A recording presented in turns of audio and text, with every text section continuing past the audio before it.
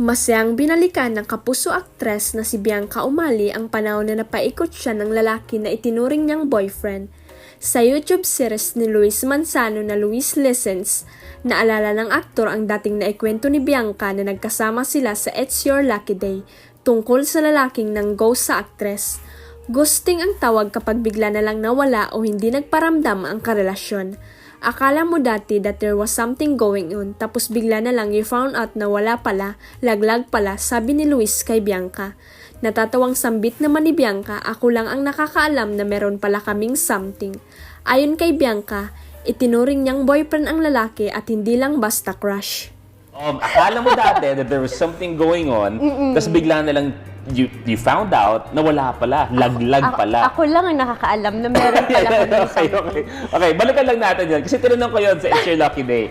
My question was something, nangyari na ba sa inyo yung parang nag-ghost kayo? So, may crush ka? Hindi lang crush. Kasi sa akin, boyfriend ko siya eh. Hindi lang crush kasi sa akin boyfriend ko siya saan ng aktres. Tapaikot ako like my days o alam pala niya na kami pero most of the time kami ba?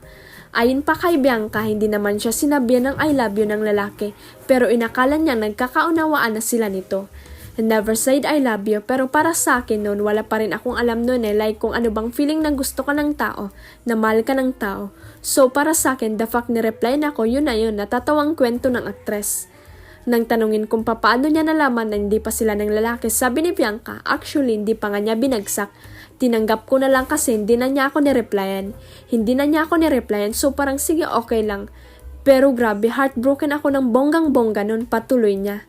Ngayon masaya at nananatiling matibay ang relasyon ni na Bianca at Roro Madrid. Sa darating na Hulyo, ipagdiriwang nila ang kanilang ika-6 na taong anibersaryo bilang couple. Okay.